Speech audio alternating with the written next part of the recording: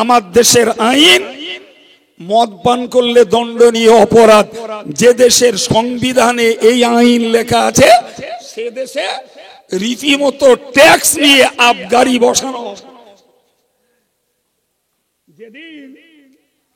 যেদিন COVID-19 lockdown তুলে প্রথম শাটডাউন করা হয়, তো প্রথম দিন কলকাতাতে মদ বিক্রি হলো 30 কোটি টাকার।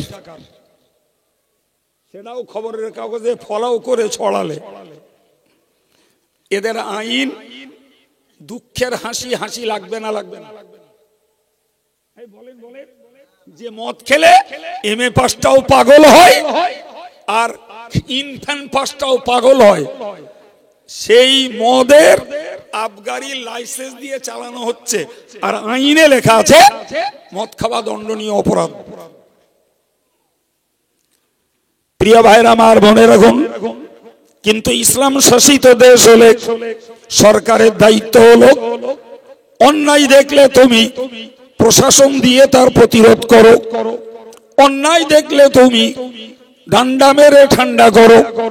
হযরত বড় পীর সাহেব কারবা লিখেছেন, রাসূলের এই হাদিসের মর্ম হলো এটাই, নাম্বার 1, সরকার ইসলাম বিরোধী তৎপরতাকে ক্ষমতার জোরে প্রতিরোধ করবে।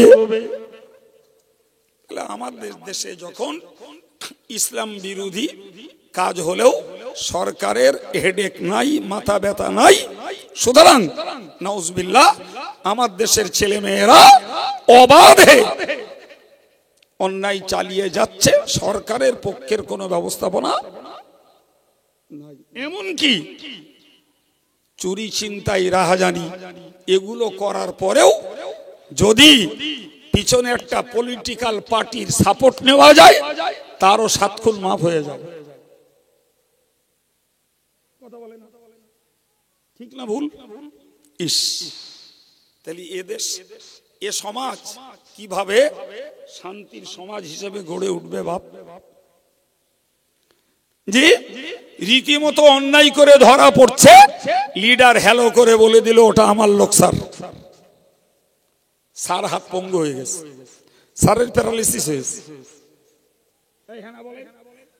স্যার প্যারালাইজড, ও আর কোনো ক্ষমতা প্রয়োগ করতে। ভাই, যারা চঞ্চল হচ্ছেন অনুগ্রহ করে বসুন। জি,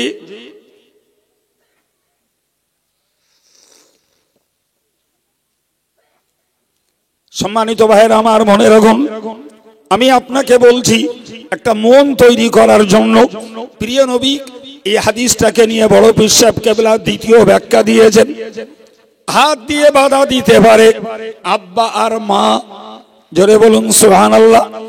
আর একটু মন খুলে বলেন, তাহলে হাদিস অনুযায়ী আমরাও বলো দায়িত্ব থেকে নিষ্কৃতি পাচ্ছি না?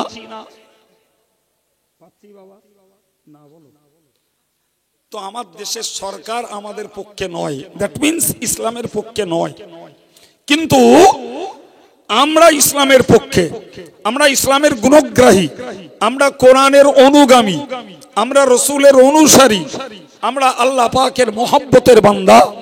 চিল্লে বলুন সুবহানাল্লাহ। ঠিক না ভুল বাবা? ঠিক তো?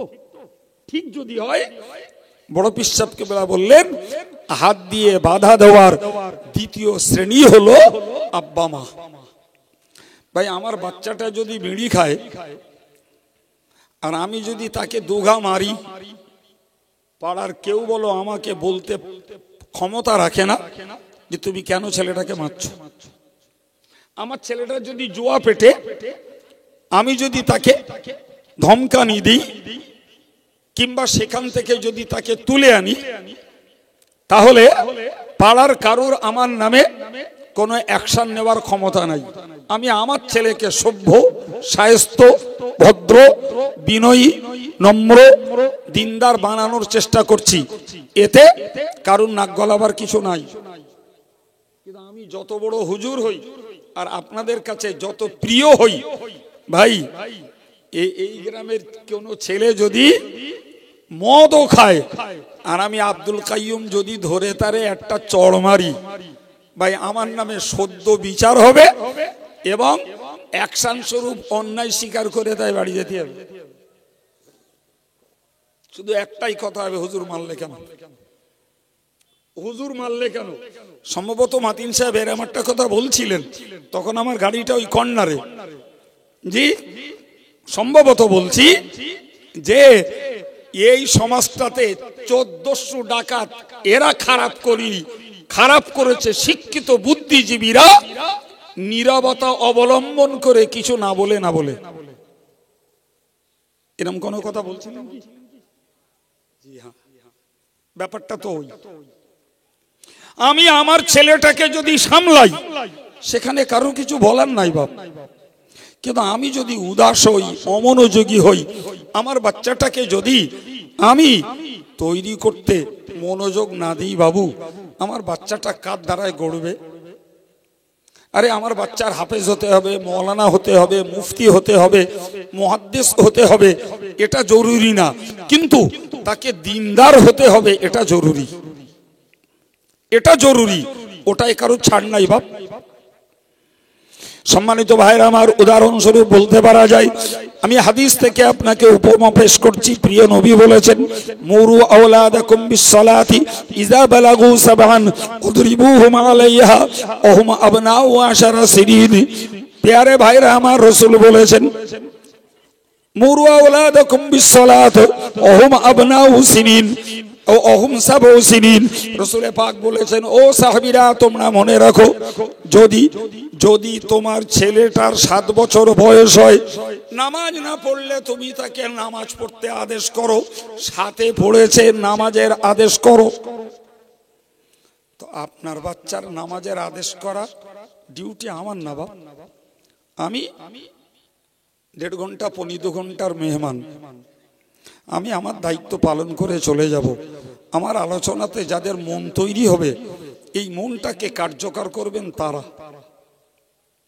জি, তো আমি দেখছি আমার 7 বছরের ছেলেটা, 7 বছরের মেয়েটা নামাজ পড়ে।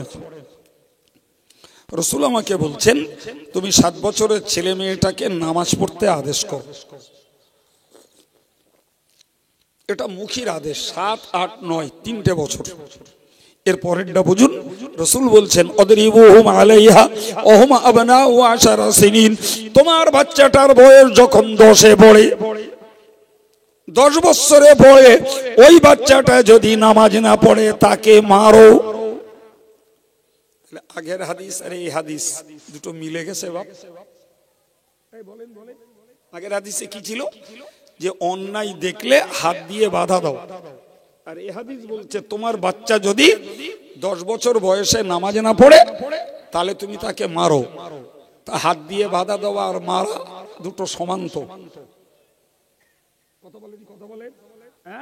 তাহলে এবার বুঝুন বড় পীর সাহেবের ব্যাখ্যাটা কত খাঁটি, যে দেশের সরকার হলে প্রশাসনের মাধ্যমে অন্যায়কে প্রতিরোধ করবে, আর বাপ মা মেরে হলেও তার বাচ্চাটাকে প্রতিরোধ করবে।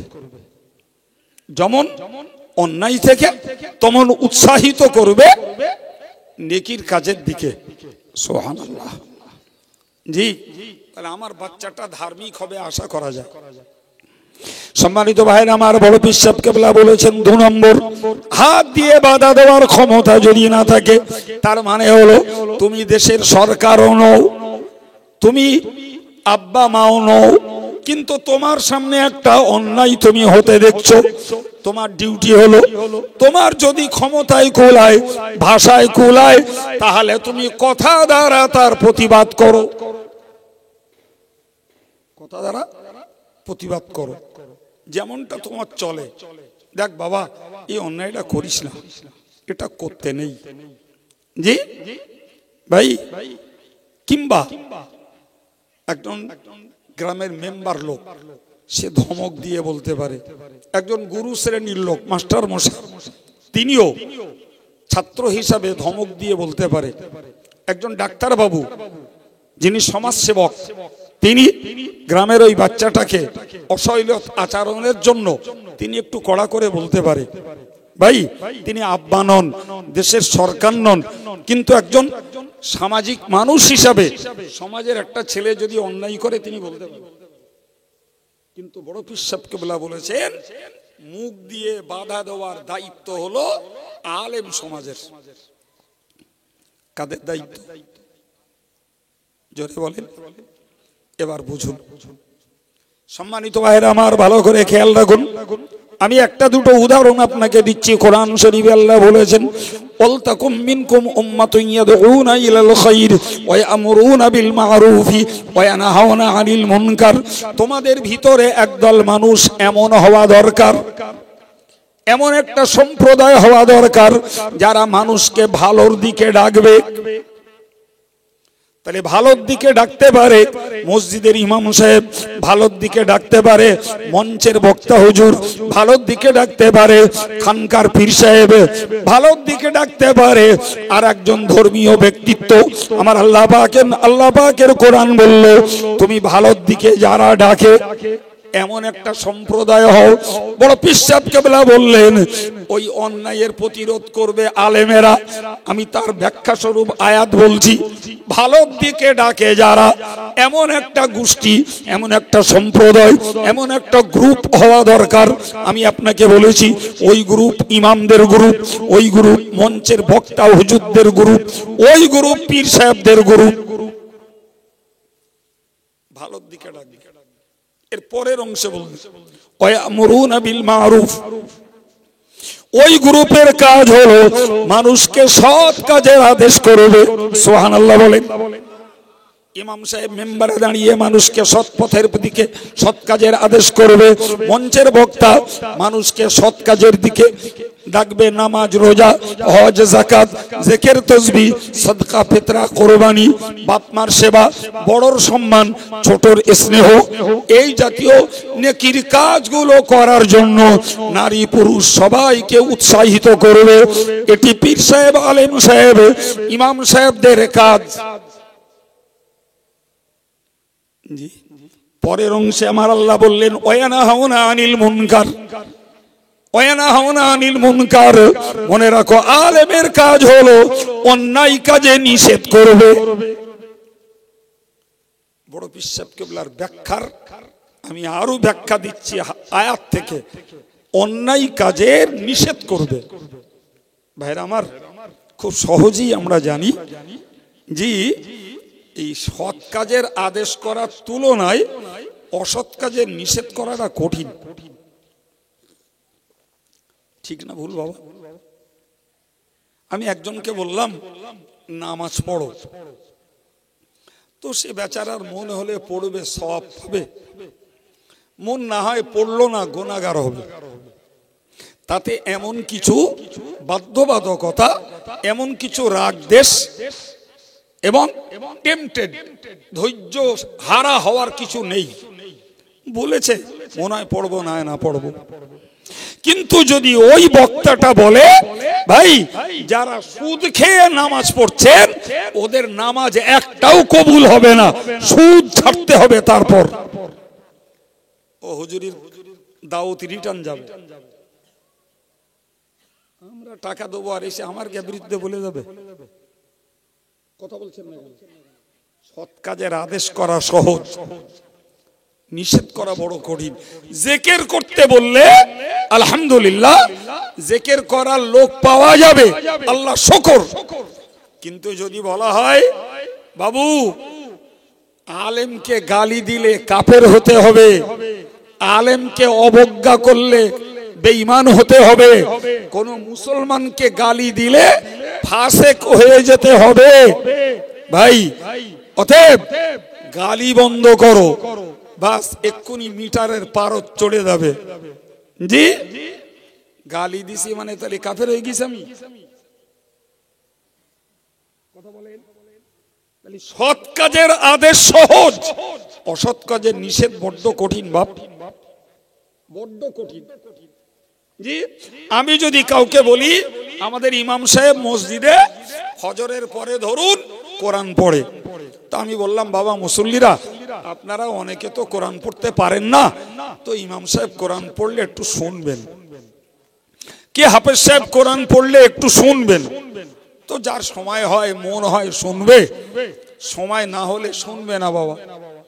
কিন্তু আমি যদি বলি এ ছেলে এই গান্ডারে শোনা বন্ধ করো, ওটা শোনা হারাম, আর গান্ডারে যদি ভালো মনে করে শোনো তোমার ঈমানটাই শেষ, ও হুজুরির নামে কোল পড়ে দেবে। বললে আমরা তাহলে গান শুনে কাফের হয়েছি? কাইম সাহেব থোড়াই, কাইম সাহেবের ক্ষমতা আছে গান শোনার বিনিময়ে কারের কাপড় ফতোয়া দেবে? মুরত কাইম সাহেবের না, পৃথিবীর এক দর্জন বড় বড় ফকিহ মুফতিরা তারা ফতোয়া দিয়েছেন, যারা গানকে ভালো বলে তাদের ঈমান নষ্ট হয়ে যায়, বউ পর্যন্ত তালাক হয়ে যায়। এ তো সহ্য করা বড় কঠিন। কোরআন শুনতে বলতো সেনায় শুনলুম না হয় না শুনলুম, কি এ তো সর্বনেশে কথা। জি প্রিয় ভাইরা আমার, খুব ভালো করে বুঝুন। আমার আল্লাহ আমার নবীকে বলেছিলেন বাল্লিগ মা উনজিলা ইলাইকা মির রাব্বিক ওয়া ইল্লাম তাফআল ফামা বাল্লাগতা রিসালাতা। আমার আল্লাহ আমার নবীকে বললেন, ও আমার নবী, আমি আল্লাহ যা কিছু তোমার কাছে অবতীর্ণ করেছি, যা কিছু অবতীর্ণ করেছি ওইগুলোকে তুমি পৌঁছে দাও। আদেশের বার্তা দিয়েছি, পৌঁছে দাও। নিষেধের বাণী নাজিল করেছি, পৌঁছে দাও। তো নবী যেন বুঝলেন যে নিষেধের বার্তা পৌঁছাতে গেলেই তো আমাকে বিপরীত পরিস্থিতির মুখোমুখি হতে হবে। গাল শুনতে হবে, মার খেতে হবে, কোন ঠাসা হতে হবে, হয়তো সমাজ থেকে উৎখাত করতে পারে। কারণ ওই দেশের তৎকালীন সময়ের জি ভয়ঙ্কর ভয়ঙ্কর পাপ, শের, সুদ, মদ, নারী নির্যাতন, কন্যা সন্তান হত্যা, এমনি মানুষকে হত্যাকাণ্ড, যুদ্ধ বিগ্রহ, এ পাপগুলো দুর্বার গতিতে চলত। জি এই নিষেধের কথাগুলো যদি নবী বলতে যান মানে নবী বলেছেন, বাস মুহূর্তের ভিতরে ওই দলীয় লোকেরা নবীর বিরুদ্ধে সোচ্চার হয়েছে। বিনিময়ে নবী মার খেলেন, নবী গাল শুনলেন, নবী বয়কট হলেন, নবীকে ঠাট্টা করলো, নামাজরত অবস্থায় নবীকে মেরে ফেলার চক্রান্ত করলো, গলায় রশির ফাঁস পরিয়ে নবীকে শেষ জীবন সংবরণ করার অপচেষ্টা তারা চালালো। জি তারা নবীকে হত্যার চক্রান্ত করলো, দেশ ছাড়ার চক্রান্ত করলো, কোনোটাই কম করিনি। জি তো আমার নবীর মনের মধ্যে এটা উঁকি মেরেছিল, আমি যখনই এদের অন্যায়ের বিরুদ্ধে বলতে যাব তখনই তো এরা আমার বিরুদ্ধে সোচ্চার হবে। ওদিকে আল্লাহ বলছেন ওয়া ইল্লাম তাফআল ফামা বাল্লাগতা রিসালাতা, ও নবী তুমি মনে রাখো, যদি তুমি এই অন্যায়ের বিরুদ্ধে প্রতিরোধ যদি না করো, এদের বিরুদ্ধে যদি প্রতিবাদ না করো, তাহলে তুমি রাসূল হওয়ার দায়িত্ব পালন করনি বলেই প্রমাণ হবে। ও বাবারা আমার, ভাইরা আমার, একটু দয়া করে বলবেন রাসূলকে এত বড় কথা আল্লাহ বললেন, তুমি রাসূল হওয়ার দায়িত্ব পালন করনি বলে প্রমাণ হবে। এখন বলুন না, দেশের ইমাম সাহেব, দেশের আলেম সাহেব, দেশের পীর সাহেব, দেশের আমির সাহেব, এরা যদি ফতোয়া দেয় যা পারো করো, নামাজটা পড়ো, কেউ যদি বলে যা পারো করো, পীরের দামানটা ধরে রাখো, হে ভাইরা আমার, এটা সুবিধাবাদী নাকি শরীয়তের তাবেদারি? কথা বলতে হবে, বলেন এটা সুবিধাবাদী কিনা? কি সুন্দর বলে দিলাম, যা পারো করো, নামাজটা পড়ো। আর একজন বলে দিল যা পারো করো, পীরের দামান যেন ছেড়ো না। কি গো, ওটা ইসলাম প্রচার না স্বার্থ প্রচার? যদি এই হয় আপনি বলুন, রাসূলকে যেখানে আল্লাহ বলছেন যে তুমি যদি অন্যায়ের বিরুদ্ধে যদি প্রতিবাদ না করো, তুমি যদি যা নাজিল করেছি তা যদি না পৌঁছে দাও, তাহলে রাসূল হওয়ার দায়িত্ব পালন করনি বলে প্রমাণ হবে। এখন আমি ইমাম, আমি বক্তা, আমি আমির সাহেব, আমি হুজুর সাহেব, আমি পীর সাহেব, আমি পীরজাদা সাহেব, আমি দেখছি অন্যায়ের প্রতি বিরুদ্ধে কথা বলতে গেলে দাওয়াত কমবে, যে দাওয়াতটা এসেছি এর পয়সা পাওয়া যাবে না। অন্যায়ের বিরুদ্ধে বললে গালি শুনতে হবে, অন্যায়ের বিরুদ্ধে বললে লোকে সমালোচনা করবে, অন্যায়ের বিরুদ্ধে বললে লোকে মিথ্যাচার করবে, অন্যায়ের বিরুদ্ধে বললে লোকে অপপ্রচার করবে, অন্যায়ের বিরুদ্ধে বললে লোকে কুৎসা রটনা করবে, অন্যায়ের বিরুদ্ধে বললে লোকে হত্যার হুমকি দেবে। অতএব আমি ওই সাবজেক্টটায় হাত দেবো না। পেলেন জীবনী বলবো, কাহিনী বলবো, নারী তাকবীর দেবো, আল্লাহু আকবার বলবো, দরুদ শরীফের ফজিলত বলবো, জিকিরের ফজিলত বলবো, জমাতের ফজিলত বলবো, নামাজের ফজিলত বলবো, আমার কেউ শত্রু হবে না।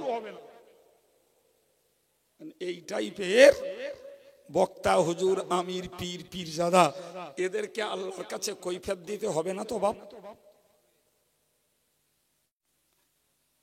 হবে না? তাই আমি এত এত গলা ছেড়ে বকলুম, তা সমর্থনে একজন পেলুম, বাকি আরগুলো কি ঠিক আছে তো নাকি? জি, কথা আব্দুল কাইয়ুমের নয়, আমি একদম ছাঁকা ভাষায় কোরআনের তাফসীর আপনাকে বোঝাচ্ছি, অন্য কিছু বলছি না বাপ। মন তৈরি করতে হবে। প্রিয় ভাইরা আমার, আমি আপনাকে যে কথা শোনাচ্ছিলাম, ফিরে চলুন। আল্লাহ পাক বলেছেন তোমাদের মধ্যে একটা সম্প্রদায় থাকা দরকার যারা ভালোর দিকে মানুষকে ডাকবে, সৎ কাজের আদেশ করবে, অন্যায় অসতে নিষেধ করবে। শুধু লোককে করলে হবে না। আর একটা বক্তব্য, ওয়ায়ুসারিউনা ফিল খায়রাত, আল্লাহ বললেন শুধু মানুষকে সৎ কাজের আদেশ করলে হবে না, মানুষকে শুধু অন্যায় অসতের নিষেধ করলে হবে না। যে হুজুর, যে বক্তা, যে মাওলানা, যে পীর সাহেব, যে পীরজাদা, যে গার্জিয়ান, ছেলে মেয়েদেরকে সহ সকলকে যারা সৎ কাজের আদেশ করবে, অন্যায় অসতের নিষেধ করবে, আমার আল্লাহ পাক বললেন তাদের নিজেদেরকে নেকির কাজের প্রতি ধাবিত হতে হবে, নেকির কাজে তাদেরকে আগ্রহী হতে হবে, নেকির কাজে তাদেরকেও ভক্তি মহব্বত বাড়াতে হবে। আমার আল্লাহ বললেন উলাইকা মিনাস সালিহিন, তারাই হলো নেককার সৎকর্মশীল ব্যক্তি। জোরে বলুন সুবহানাল্লাহ। তাহলে নিজেকে আমল করতে হবে, লোককে সতের প্রতি উৎসাহিত করতে হবে, অন্যায় কাজে বাধা দিতে হবে, বিনিময়ে নবী গাল শুনেছেন, আমাদের শুনতে হবে। ভাই বেয়াদবি নেন না, আমি একটা সত্য চিত্র তুলে ধরছি, একদম সত্য চিত্র, বিশ্বাস করুন। অন্যেরা গাল দেবে তো সময় নেবে না।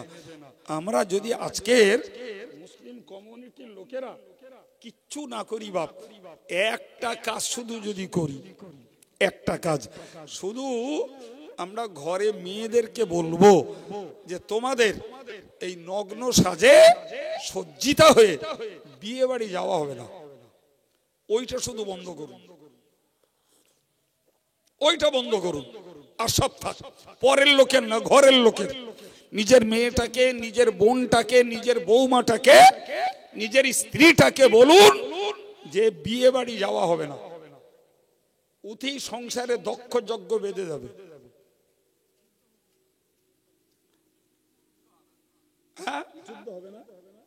আচ্ছা ভাই, যদি বাড়ির বউডারে, বাড়ির মেয়েটারে, বাড়ির বোনটাকে, বৌমাটাকে যদি বিয়ে বাড়ি যেতে বাধা দিলে উতি যদি যুদ্ধ ঘোষণা হয়, তাহলে সমাজের হকপন্থী আলেম যারা জি শরীয়তের পক্ষে অন্যায়ের বিরুদ্ধে কথা বলছে, এদের বিরুদ্ধে যুদ্ধ কি একটা ঘোষণা হবে না আরো বেশি? অনেক বেশি। জি, কি উপায় হবে বা? আশ্চর্য ব্যাপার, আমার স্ত্রী, আমার কন্যা, আমার বোন, আমার বৌমা, জি এদেরকে আমি একটা অন্যায় থেকে বাঁচাতে পারছি না। তারা বিয়ে বাড়ি যাবে তো যাবে, যদি জি যদি অভিভাবকটা একটু কঠোর হয়, জি তাতে মেয়ে, স্ত্রী, বোন, বৌমা রাগ যতই করে করুক, কঠোর, আমার বাড়ির কেউ বিয়ে বাড়ি যাবে না, জি তারা হয়তো একটু ধাতস্থ হবে, ওদিক থেকে নন্দাই এসে বলে দিল না না যাক দিন, ওরা একটু যাক, ওদের একটু আনন্দ করতে ইচ্ছা হয়তো, বাস বোনাই একদম পানি ঢেলে দেবে, এরা একদম ফুল ফর্মে উঠে গেল। ও বেচারা তখন হাত মুখ গোটো করে বসে থাকা ছাড়া আর লাইন নেই। বোনাই এসে হাওয়া দিয়ে দিলে নন্দাই বলে দিয়েছে, মানে হায় রে হায়। তাহলে আমরা কোন পর্যায়ে পড়েছি? তারপরেও আমি আপনাকে বলবো, জি হাদিস পাকে এসেছে, নবী বলেছেন আদু ইলাইহিম হাক্কাহুম আসআলুল্লাহ লাকুম। প্যারে নবী সাল্লাল্লাহু আলাইহি ওয়াসাল্লাম বলেন, এমন একটা জমানা তোমরা দেখতে পাবে যে জমানাতে মঞ্চের বক্তা অন্যায়ের বিরুদ্ধে বলবে, সে কথা গ্রহণ করার লোক সংখ্যা কমে যাবে। স্কুলের মাস্টার ছাত্রছাত্রীদেরকে আদর্শবান আদর্শবতী হতে বলবে, তাতেও দেখতে পাওয়া যাবে ছাত্রছাত্রীরা বিরূপ মন্তব্য করে বসবে। এমনকি আব্বা মা বাচ্চাদেরকে সংশোধনের জন্য বলবে, তাতেও দেখতে পাওয়া যাবে সন্তানেরাও পর্যন্ত বাপ মার প্রতি বিরূপ মন্তব্য করবে। আল্লাহ পাকের নবী সাহাবীরা নবীকে বলেছিলেন, ইয়া রাসূলুল্লাহ, ইয়া হাবিবাল্লাহ, এই রকম পরিস্থিতির মুখোমুখি যদি আমরা হই, আপনি আমাদের প্রতি কি আদেশ করছেন, কি নির্দেশ দিচ্ছেন, আমরা ওই পিরিয়ডে কি করব? আল্লাহ পাকের নবী বললেন, আদু ইলাইহিম হাক্কাহুম।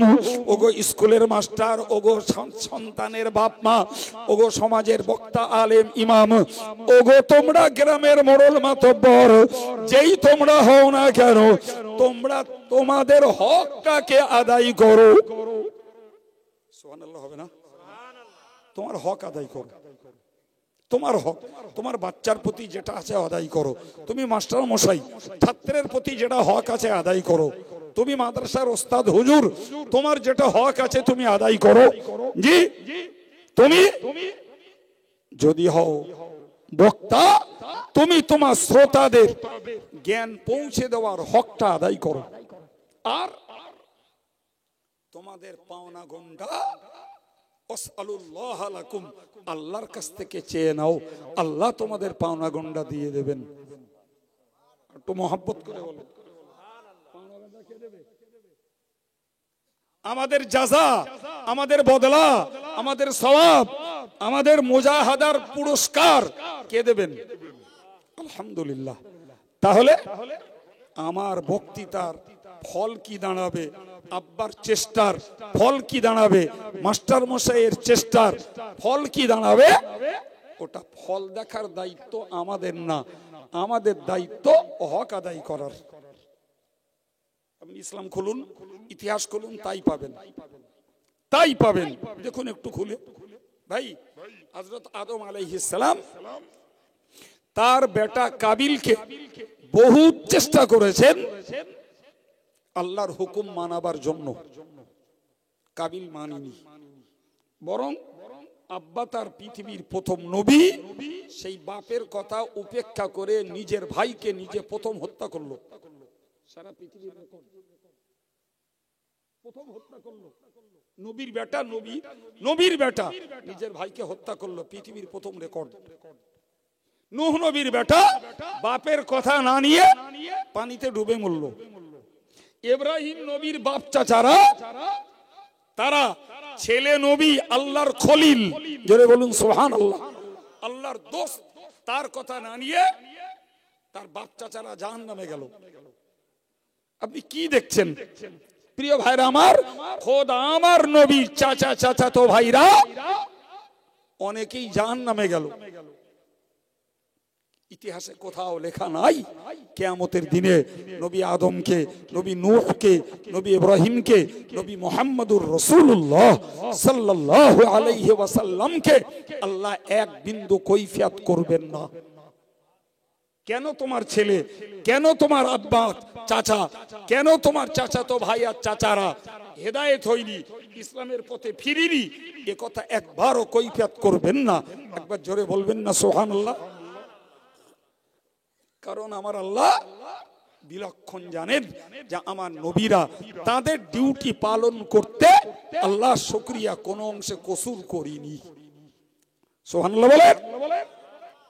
এমন কে মনে রাখুন, নূহ নবীর স্ত্রী, লূত নবীর স্ত্রী, দুজন নবীর স্ত্রী, কোরআন স্পষ্ট বলে দিয়েছে ওয়াকিলা দুখুলিন নার মা'আদ দাখিলিন। নূহ নবীর স্ত্রীকে বলা হবে কিয়ামতের দিনে তুমি জাহান্নামে প্রবেশ করো। লূত নবীর স্ত্রীকেও বলা হবে জাহান্নামে প্রবেশ করো। এরা নবীর সঙ্গে সংসার জীবন যাপন করেছে, অথচ এমন দুর্ভাগিনী, এমন কপাল পোড়া, নবীর সংসার করার পরেও ঠিকানা জাহান্নাম।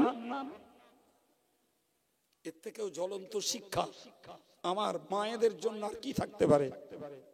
এখন যদি পীরের ঘরের বউ অবাধ্য হয়, পীরজাদার বউ যদি ধর্মবিরোধী হয়, মুফতি সাহেবের বউ যদি ধর্মবিরোধী হয়, হাজী সাহেবের বউ যদি ধর্মবিরোধী হয়, আলেমের বউ যদি ধর্মবিরোধী হয়, কিংবা হাফেজের বউ যদি ধর্মবিরোধী হয়, ইমামের বউ যদি শরীয়তকে বুড়ি আঙুল দেখিয়ে চলে, প্রিয় ভাইরা আমার, সাধারণ লোকের ঘরের মেয়েরা বউরা এরা যদি বুড়ি আঙুল দেখিয়ে চলে, তো পীর সাহেব, পীরজাদা, মৌলানা, মুফতি, হাফেজ সাহেব, হাজী সাহেব, ইমাম সাহেব, সাধারণ দিনদার ইমানদার, এরা নামাজি মুসল্লি আল্লাহওয়ালা হওয়া সত্ত্বেও তাদের ঘরের বউদেরকে জাহান্নামে যেতে হবে না? হবে না?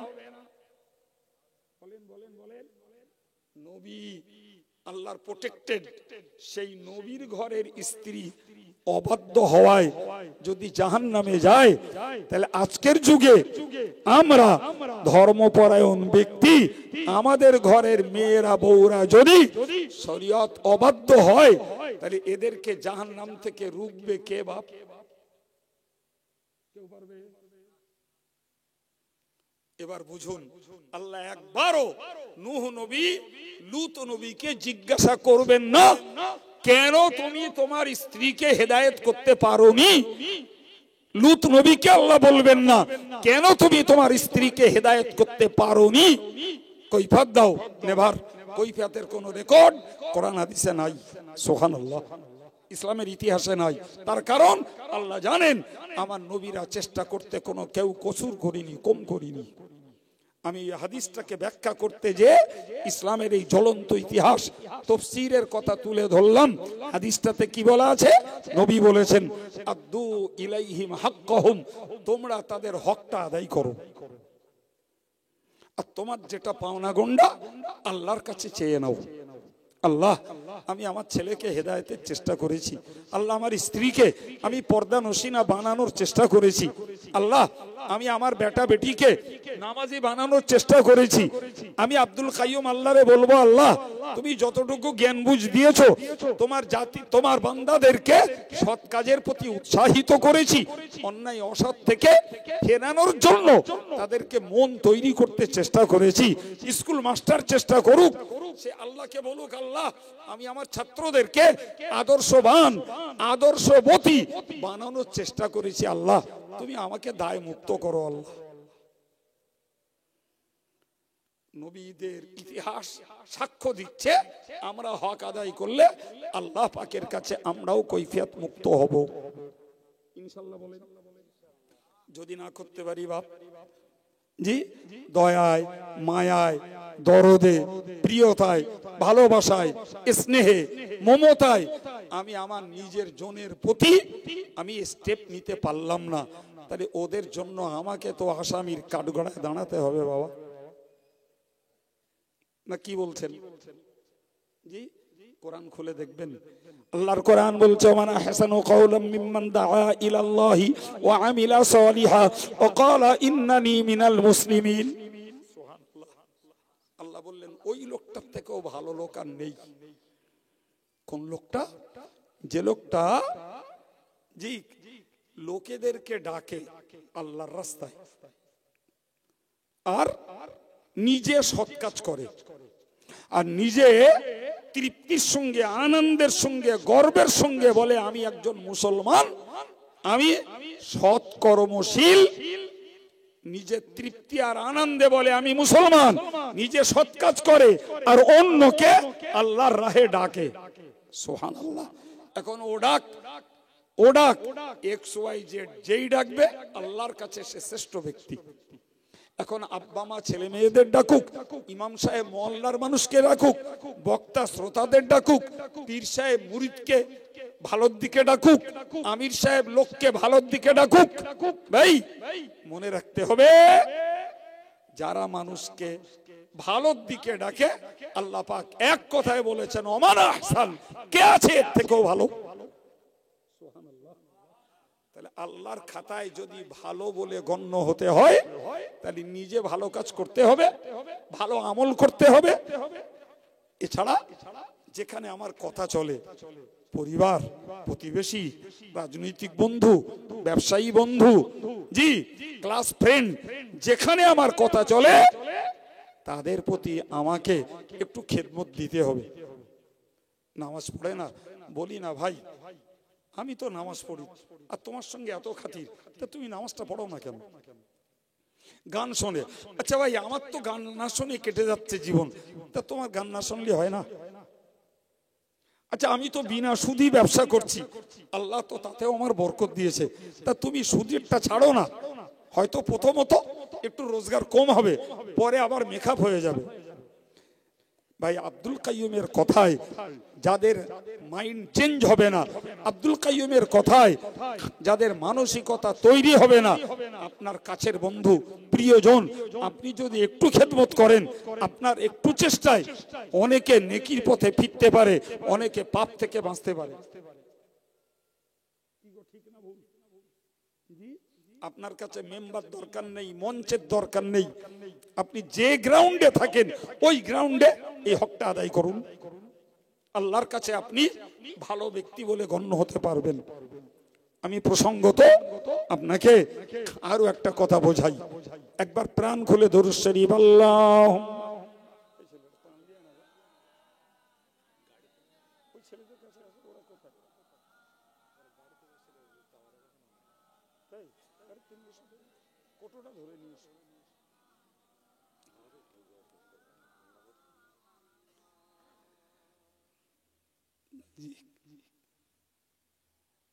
ভাই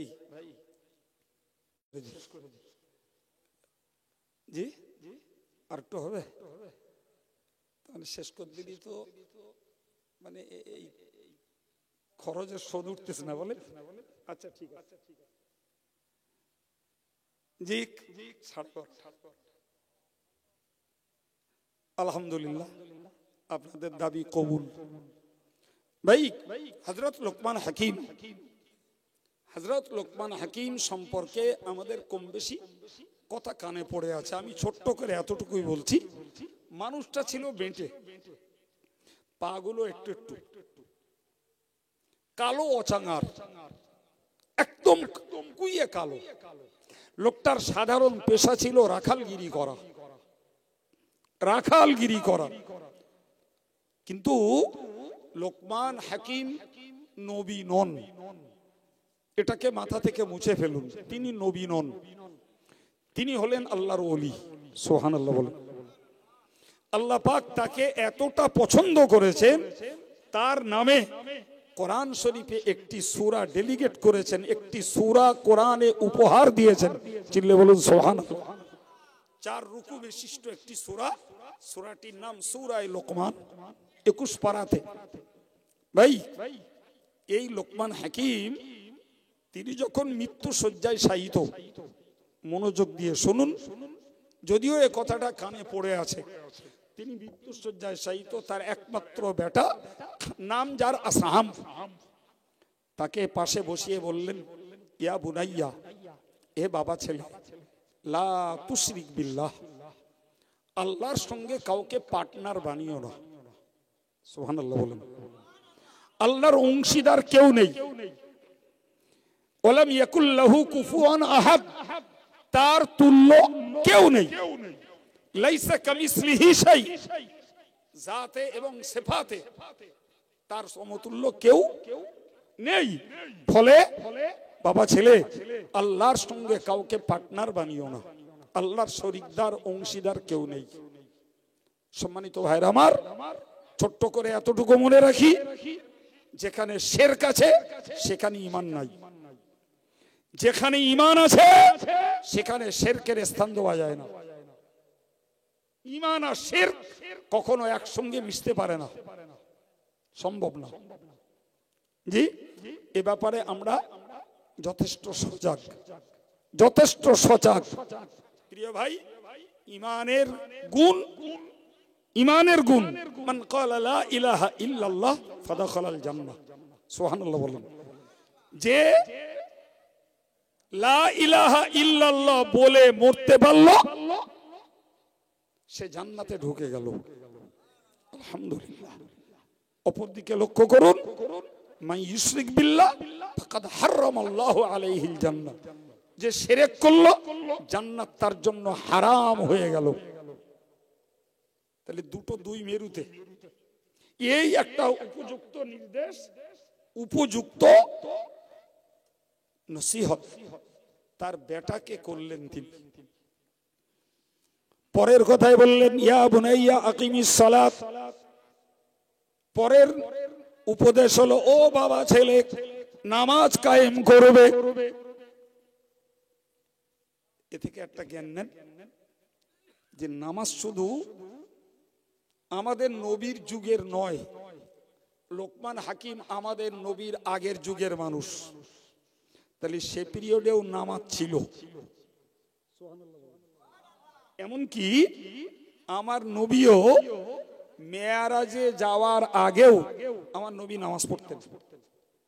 সেটি ছিল অন্য নবীদের স্মৃতিচারণ। সুবহানাল্লাহ। এমনকি রাসূলুল্লাহ যেদিন মেয়ারাজে গেছেন সেদিনও এশার নামাজ পড়ে গেছেন। সুবহানাল্লাহ।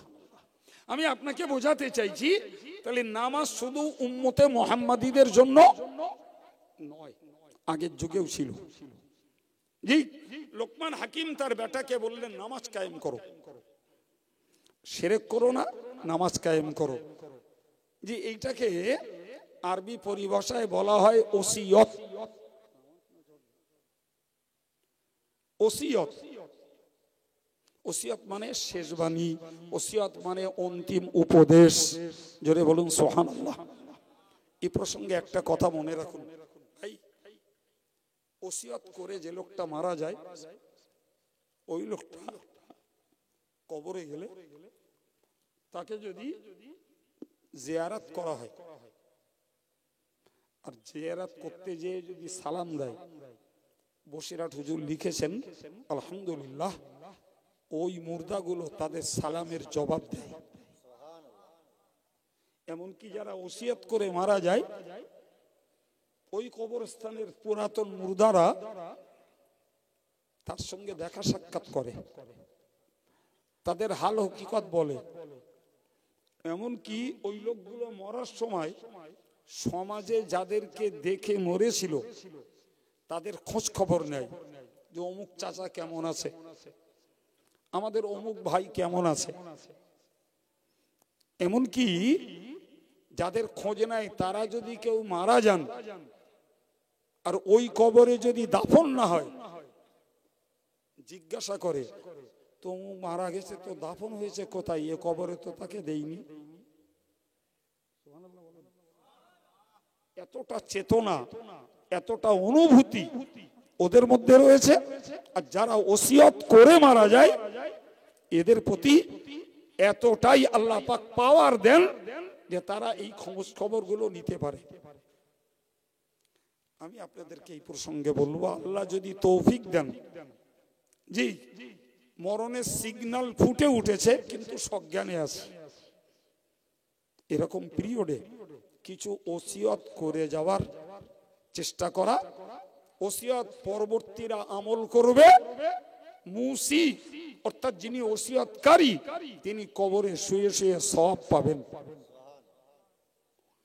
তাহলে লোকমান হাকিম তিনি যে কাজটা করেছেন সেটা ভালো না খারাপ বাবা? ভালো। তুমি তার বেটাকে নামাজ পড়তে বললেন। আচ্ছা, এই প্রসঙ্গে একটা কথা আপনাদের আমি শুধু শোনাচ্ছি। আমরা নামাজ করি, কিন্তু একটু ভেবে দেখেছেন এই নামাজের নির্দেশটা খোদ আল্লাহ তার নবীর পরিবারকে দিয়েছেন। আল্লাহু আকবার।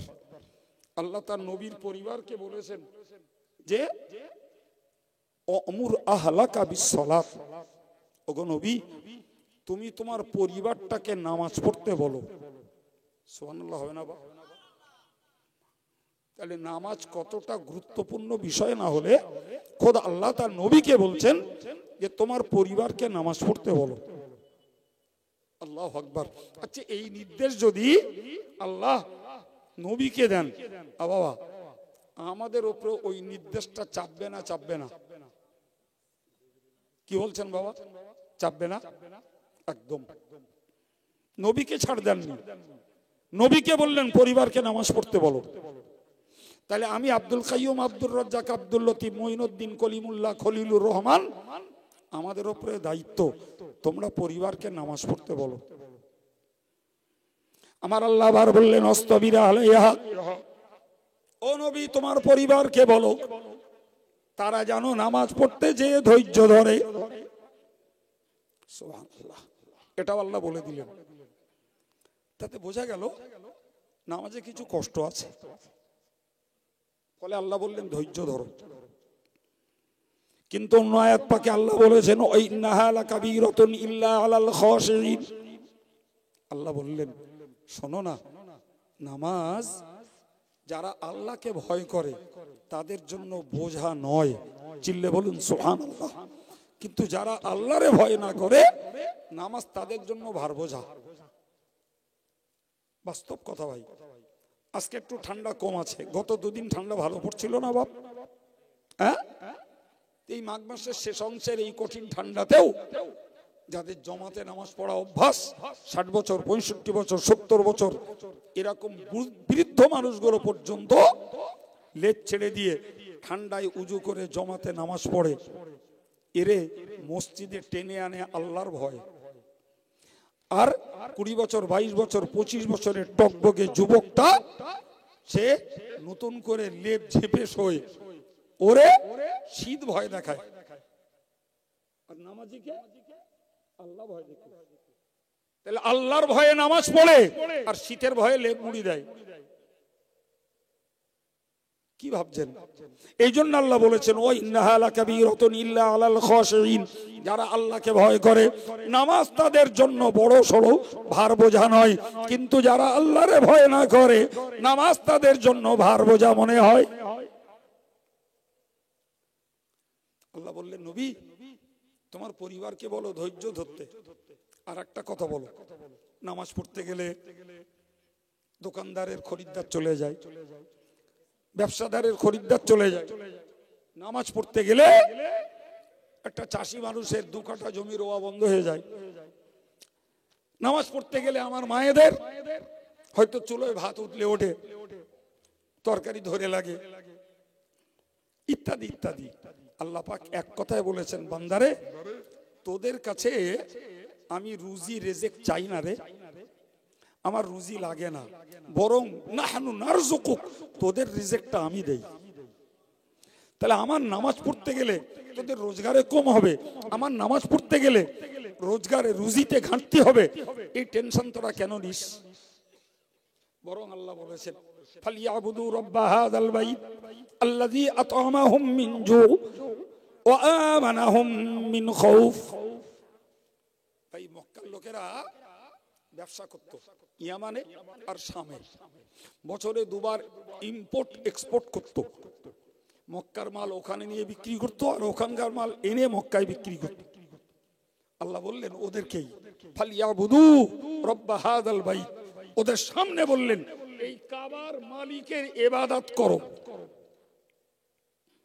কেন? আল্লাযী আত'আমাহুম মিন জু', যিনি ক্ষুধায় খাইয়ে থাকেন, ওয়া আমানাহুম মিন খাউফ, ভয়ের সময় নিরাপত্তা তিনি দেন। তাহলে যিনি ক্ষুধায় খাওয়ান, ভয়ে নিরাপত্তা দেন, তার ইবাদত করো। তাহলে তোমাদের এত ব্যবসা বাণিজ্যে অত হেডেক, অত যন্ত্রণা, অত ছটফট করতে হবে না। তুমি তোমার ভারসাম্য বজায় রেখে যে কাজ করবে আমি আল্লাহ তাতেই তোমায় বরকত দিয়ে দেবো। হযরত লুকমান হাকিম তার বেটাকে বললেন বাবা নামাজ কায়েম করো। এর পরেরটা শুনুন।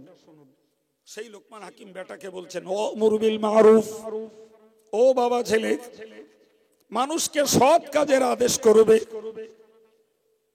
আমি এর আগে সৎ কাজের আদেশের কথা বলছিলাম, পরে আবার বললেন অনাহা আনিল মুনকার, ও বাবা ছেলে অন্যায় কাজে নিষেধ করবে। আচ্ছা বলেন, লোকমান হাকিম তার বেটাকে সৎ কাজের আদেশ করতে বললেন, ওটা না হয় নরমাল, কিন্তু অন্যায় কাজে নিষেধ করতে বললেন, ওটার তো ক্রিটিক্যাল। ঠিক না ভুল বাবা? তাহলে বলতে পারা যায় লোকমান হাকিম তার নিজের রক্তের বাচ্চাকে বিপদের দিকে ঠেলে দিলেন। বিপদ দিকে ঠেলে দেননি। তিনি জানেন তো যে অন্যায় কাজে নিষেধ করলে আমার ছেলে শত্রু হবে, আমার ছেলের গালমন্দ শুনতে হবে, অন্যায় কাজে নিষেধ করলে তার জানের হুমকি দেবে। এত সত্ত্বেও তিনি তার বেটাকে বললেন অন্যায় কাজে নিষেধ করো বাবা। জি, তাহলে বেটাকে তিনি বিপদের দিকে ঠেলে দিলেন, তারপরেও আল্লাহর হুকুম কার্যকর করতে বললেন। জোরে বলেন সুবহানাল্লাহ। দেখেন আল্লাহর কথা সব পিরিয়ডে এক। দেখেন লোকমান হাকিম আমার নবীর যুগের আগের লোক, তার কথাতেও পেলাম সৎ কাজের আদেশ, অন্যায় কাজের নিষেধ। জি, এরপরে আমার নবীর যুগে এসে আল্লাহ কোরআন নাজিল করলেন, সেখানে আলেমদেরকে, ইমামদেরকে, বক্তাদেরকে, পীর সাহেবদেরকে, পীরজাদাদেরকে, আমির সাহেবদেরকে বললেন সৎ কাজের আদেশ করো, অন্যায়ের নিষেধ করো। তাহলে আল্লাহর কথা এক আছে না আলাদা হয়ে গেছে? এক আছে। জি, দুনিয়াদার লোকেদের কথা স্বার্থের সঙ্গে পাল্টাপাল্টি হয়, কিন্তু আমার আল্লাহর কথা কখনো পাল্টাপাল্টি হয় না। সব যুগে নবীদের ক্ষেত্রে একটাই কথা, লা ইলাহা ইল্লাল্লাহ।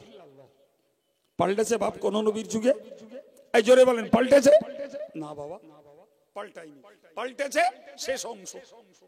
কারণ যিনি যে যুগের নবী তার নামে কলেমা তৈরি হয়েছে, লা ইলাহা ইল্লাল্লাহ আদমু সফিউল্লাহ, লা ইলাহা ইল্লাল্লাহ ইব্রাহিমু খলিলুল্লাহ, লা ইলাহা ইল্লাল্লাহ দাউদ খলিফাতুল্লাহ, লা ইলাহা ইল্লাল্লাহ মুসা কালিমুল্লাহ, লা ইলাহা ইল্লাল্লাহ ঈসা রূহুল্লাহ, লা ইলাহা ইল্লাল্লাহ ইসমাঈলু নবিউল্লাহ, লা ইলাহা ইল্লাল্লাহ মুহাম্মাদুর রাসূলুল্লাহ। সুবহানাল্লাহ। প্রিয় ভাইরা আমার, এবার বুঝুন, লোকমান হাকিম ছেলেকে সান্ত্বনা দিলেন, বললে বাবা ছেলে, তুমি যখন অন্যায় কাজে নিষেধ করবে না তখন তোমার বিপদ বাড়বে।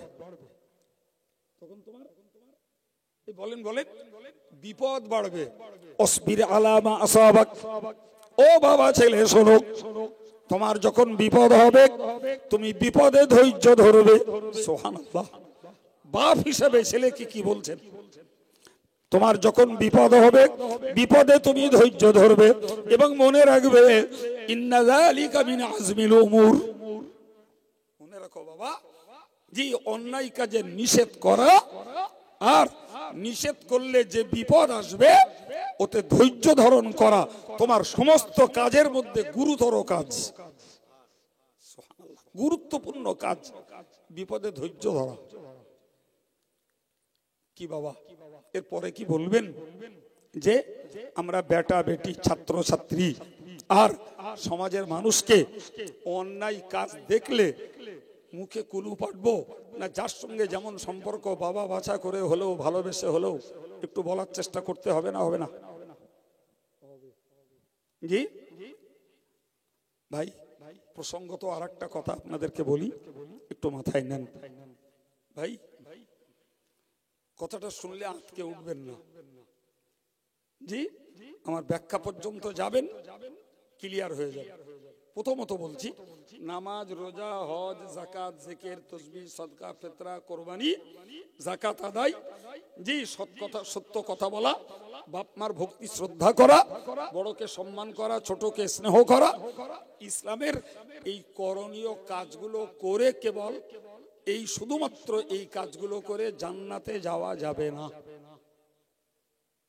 আমি অন ক্যামেরায় কথা বলছি এতগুলো লোককে সাক্ষী রেখে, কেউ ঘুমাচ্ছেন না, সেটা আমি ভালোই দেখছি। এতগুলো লোককে সাক্ষী রেখে অন ক্যামেরায় কথা বলছি, এই নেকির কাজগুলো করে শুধুমাত্র এইগুলো করে কেউ জান্নাতে যেতে পারবেন না। আজকে উঠছেন কি? আজকে ওটাই স্বাভাবিক, কারণ সারা জীবন চলে এসছি, নামাজ পড়ে জান্নাতে যাওয়া যাবে, হজ করে জান্নাতে যাওয়া যাবে, যাকাত দিয়ে জান্নাতে যাওয়া যাবে, জিকির করে জান্নাতে যাওয়া যাবে। আব্দুল কাইয়ুম আজকে নতুন কথা শোনাচ্ছে। আমি নতুন কথা শোনাইনি বাপ, পুরাতন কথাই শোনাচ্ছি। যদি আগে না শুনে থাকেন জি, তাহলে যারা শুনিয়েছে তারা শোনাননি, তাই আপনাদের শোনা হয়নি। এবার শুনুন আমি কেন বললাম। প্রথমত একটা বুঝুন ভাই, সহিহ মুসলিমে একটা হাদিসে রয়েছে, আস-সালাতু ইলা সালাত ওয়াল জুমআতু ইলাল জুমআ ওয়া রমাদানু ইলা রমাদান মুকাফফিরাতুল লিমা বাইনাহুন্না ইযা তুনিবাতিল কাবাইর। হাদিসের মানে বুঝুন, এক ওয়াক্ত নামাজ থেকে পরের ওয়াক্তের নামাজ মাঝখানটায় যে গোনা হয়, এক জুমা থেকে পরের জুমা মাঝখানে যে গোনা হয়, এক রমজান থেকে পরের রমজান মাঝখানে যে গোনা হয়, জি ওই পরের নামাজ, পরের জুমা, পরের রমজান এই আগের গোনাগুলোকে মোচন করে দেয়। নিঃসন্দেহে সুবহানাল্লাহ বলতে ইচ্ছা করে, বলেছেন, আর একটু মন খুলে বলুন সুবহানাল্লাহ। ভাই আমি এই প্রসঙ্গে একদম এই পরিবেশটার একটা হাদিস শোনাই। মিশকাত শরীফের একটা হাদিসে এসেছে, মান তালাবাল ইলমা কানা কাফারাতুল লিমা মাদা। যে লোকটা জ্ঞান সন্ধান করে, ওই জ্ঞান সন্ধানের বরকতে ওই লোকটার বিগত জীবনের গোনা মাপ হয়ে যায়। তাহলে আপনারা যারা বাড়িঘর ছেড়ে কষ্ট করে রাত জেগে এই মজলিসটায় বসে আছেন, নিশ্চয়ই কর্তৃপক্ষের আয়োজিত তাবাররুক গ্রহণের জন্য নয়, বরং বসে আছেন কিছু জ্ঞান সংগ্রহের জন্য। ঠিক না ভুল বাবু? রাসূল বলছেন যারা জ্ঞান সন্ধান করে এদের বিগত জীবনের গোনা মাফ হয়ে যায়। প্রিয় ভাইরা আমার, এবার বুঝুন, যে হাদিসটা বললাম সহিহ মুসলিমে উল্লিখিত রয়েছে, জি ওই হাদিসের শেষ অংশে দুটো শব্দের একটা বাক্য আছে। শব্দটা হলো ইজাজ তুনিবাতিল কাবাইর। তোমার নামাজ পড়ে, জুমা পড়ে, রমজানের রোজা রেখে গুনাহ মাফ হবে, জি যদি তুমি কবিরা গুনাহ থেকে বাঁচো। এখানেই তো ধরা খেয়ে গেলাম। তার মানে নামাজ পড়ে, জুমা পড়ে, রমজানের রোজা রেখে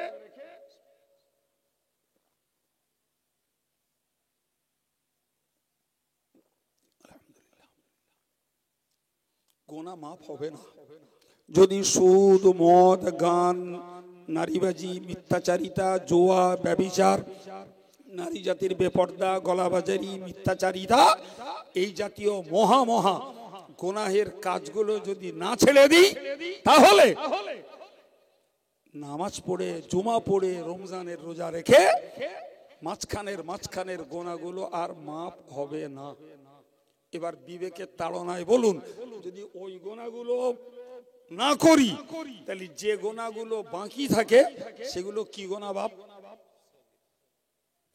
সগীরা গোনা। সগীরা মানে ছোট।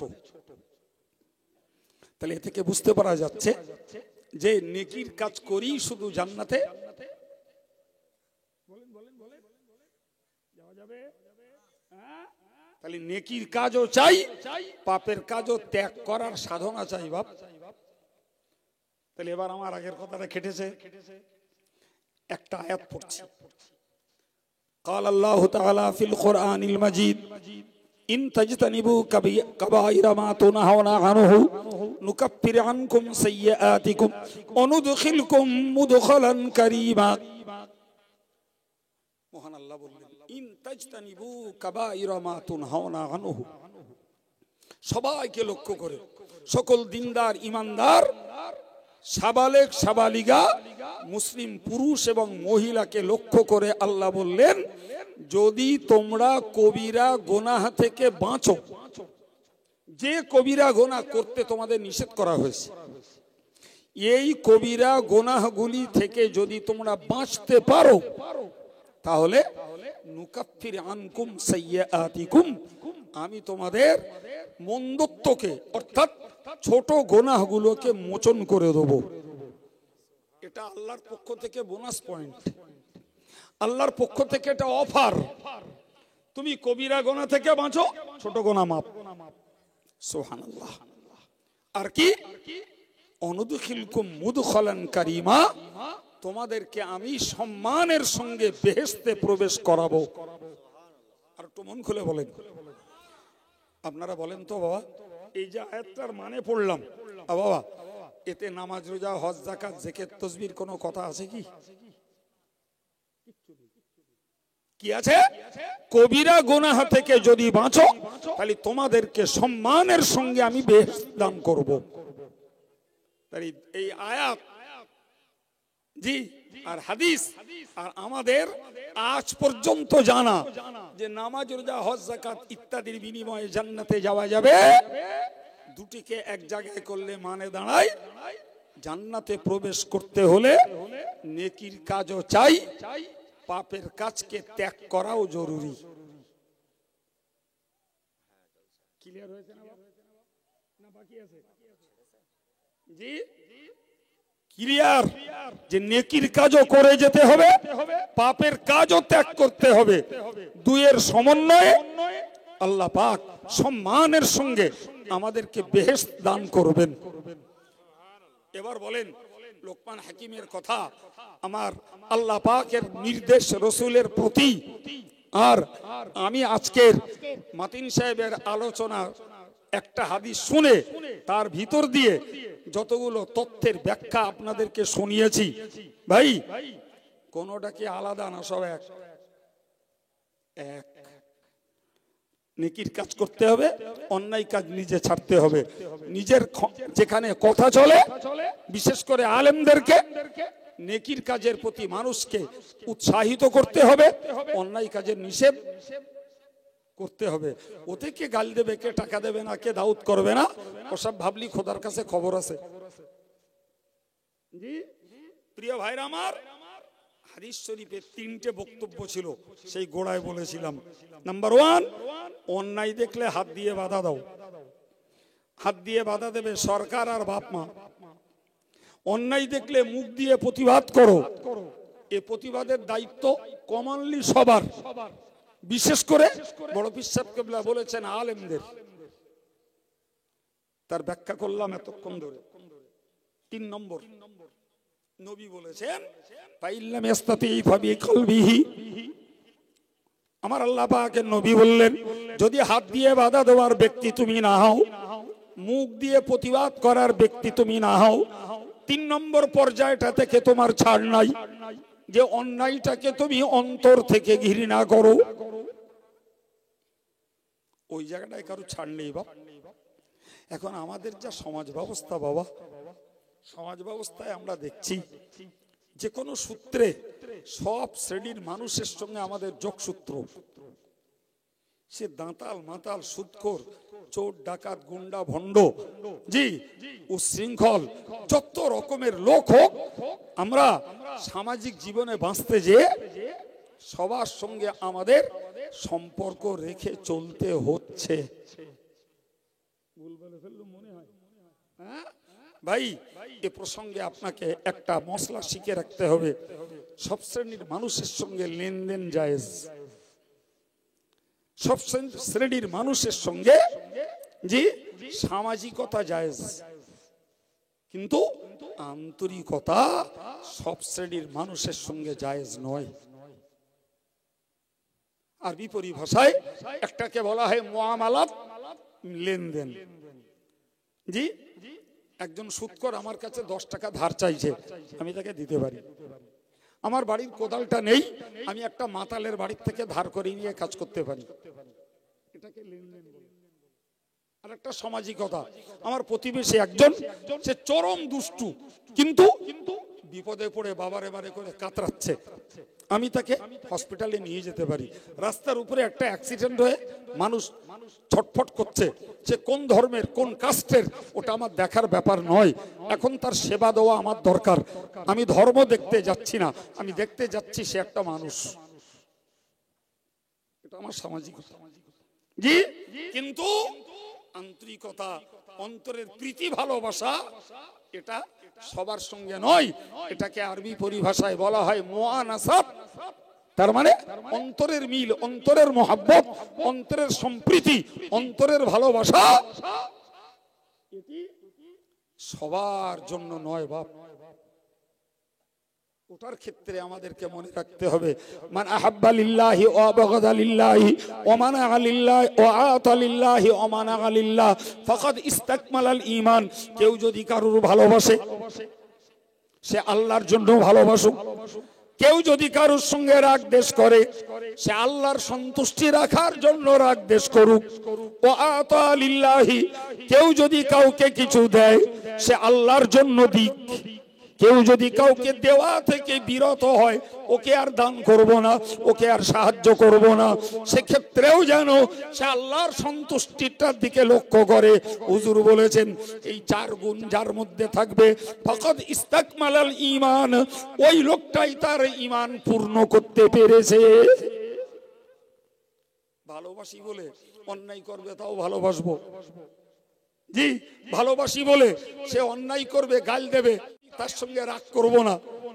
ভালোবাসি বলে জি সে আমার পয়সা নেই, গাঁজা খাবে, মদ খাবে, আমি তারেও দান করে যাব। জি, এগুলো চলতে পারে না। সুতরাং প্রীতি ভালোবাসারও একটা মানদণ্ড আছে, একটা মানদণ্ড আছে। এই হাদিস মান্যতা করলে দেখা যাবে একদিকে বলবেন আত্মীয়তা বিচ্ছেদ করতে নেই, আর একদিকে শরীয়তকে যদি পালন করতে হয় আত্মীয়তাও বিচ্ছেদ হয়ে যেতে পারে। জি, নিজের স্ত্রীকে যদি বিয়ে বাড়ি যেতে মানা করলে রাগ করে অথচ করতে হবে, তাহলে আমার আত্মীয় যদি অশ্লীল কাজ করে সে আত্মীয়তার সম্পর্ক আছে থাক, কিন্তু আমি ফিজিক্যালি কার্যকর আমল দেব না। এটা আল্লাহর নবীর হাদিসের মর্যাদা আমাকে দিতে হবে। প্রিয় ভাই, তাহলে অন্তরে ঘৃণা করবে। বড় পীর সাহেব কেবলা বললেন এই অন্তরে ঘৃণা করার দায়িত্বটা সাধারণ মানুষদের। এরা বাপ মা নয় সবাই, এরা আলেম নয়, এদের হাত দিয়ে বাধা দেওয়ার ক্ষমতা নেই, এদের জবান দ্বারা প্রতিবাদ করার মতো যোগ্যতা নেই। এরা মন থেকে ঘৃণা করুক, জি, এবং ওই দূষিত ব্যক্তি থেকে হিকমতের সঙ্গে দূরে থাকুক। জি ভাই, হাদিস পাকে এসছে রাসূলুল্লাহ বলেছেন এমন একটা জমানা আসবে যে অউকরিমার রজুলু মাখাফাতা শাররিহি। তিরমিজি শরীফের হাদিস, রাসূল বলেছেন এমন একটা জমানা আসবে মানুষ মানুষের সম্মান করবে অত্যাচার আর ক্ষতির ভয়ে। এই যুগে হচ্ছে না? জি, বলা যায় না, ছিলে দেয় না, আসিলে দেয়। দেখা হলি, বাবু ভালো আছেন? বাবু দেখলো আমার একদম কাটি কাটা ভক্ত, আরে পিছন ঘুরিয়ে বলছে শালা বেটা কবে যে মরবে। নবী এও বলেছেন জি, ওকানা যালিবুল কওমি আরজালুহুম, সম্প্রদায়ের নেতা হয়ে দাঁড়াবে সমাজের নিকৃষ্ট অপান্ত শ্রেণীর ব্যক্তিরাও। আর এদের স্রোতে ভালো ব্যক্তিরা তলিয়ে যাবে। যাচ্ছে না? জি প্রিয় ভাইরা আমার, তাহলে যেখানে সম্মান করতে হচ্ছে অপরাধী জেনে বুঝেও তার ক্ষতির ভয়ে, তারপরেও আমাকে মনে রাখতে হবে কি করব পরিস্থিতির পরিপ্রেক্ষিতে পরিবেশ রক্ষা করতে, ভারসাম্য রক্ষা করতে হয়তো চলছি, কিন্তু মনের ভিতরটায় একটা রেখা, একটা আল, একটা পাঁচিল যেন মনের মধ্যে থাকে। এই লোকটা আদাতে আল্লাহ আল্লাহ রসুলের দৃষ্টিতে ভালো না, সুতরাং ওই লোকটার সঙ্গে আমার দহরম মহরম, ওই লোকটার সঙ্গে আমার হরিহর আত্মা রাখার অনুমতি কোরআন হাদিস তথা ইসলাম আমাকে দেয়নি। শুধুমাত্র যতটুকু করছি ততটুকু তার ক্ষতি, তার আক্রমণ, তার শত্রুতা, তার হিংসা থেকে বাঁচার জন্য। প্রিয় ভাইরা আমার, কি ওয়াজ করতাম ভেবে চিনতে উঠিনি। মাতিন সাহেব হাদিসটা জি সময়ের অভাবে পরিপূর্ণ বলে যেতে না পারায় শুধু মানে করে দিয়ে চলে গেছিলেন, নেমে গেলেন। আমি ওই হাদিসটাকে সামনে রেখেই প্রাসঙ্গিকতা বজায় রেখে, সামঞ্জস্য বজায় রেখে আপনাদেরকে কিছু কথা শেয়ার করার চেষ্টা করেছি। দোয়া করুন আমার জন্য। আমি যে আলোচনা করেছি, আল্লাহ এই আলোচনার গুণের উপরে আমাকে অন্তত কায়েম রাখেন, বলুন আমিন। আমি আপনাদের জন্য দোয়া করি, আমার মায়েদের জন্য দোয়া করি, আমরা অন্তত সৎ কাজে জমে থাকি, অসৎ কাজ ছাড়তে চেষ্টা করি, আর যারা ছেড়ে দিয়েছি তারা মৌত পর্যন্ত কায়েম থাকতে পারি, আল্লাহর কাছে সাহায্য চাই। এবং নিজের ছেলে মেয়ে সহ যেখানে যার কথা চলে তাদেরকে সৎপথে একটু ডাকি, আর অন্যায় থাকলে যেমন সম্বোধন করে বললে হয় একটু বলেও চেষ্টা করি। কারণ আমার দ্বারায় একটা কেউ যদি হেদায়েত হয় সে যত সওয়াব জোগাড় করবে আমি তত পাবো। একটা কেউ যদি আমার দ্বারায় অন্যায় কাজ থেকে বাঁচতে পারে আমি জেহাদের সওয়াব পেয়ে যাব। সুবহানাল্লাহ। সম্মানিত ভাইরা আমার, আমি নিরলস ভাবে হাফ মিনিট সময় বেকার নষ্ট না করে আপনাদের কিছু হক আদায় করার চেষ্টা করেছি, আপনাদের পরিবেশ এবং খরচের মান রক্ষা করার চেষ্টা করেছি। বাকিটুকু আল্লাহ পাক, কর্তৃপক্ষ, বক্তা, শ্রোতা আমাদের সকলকে জাযা দেন, বলুন আমিন। আসুন প্রিয় নবীর প্রতি সালাম। ইয়া নবী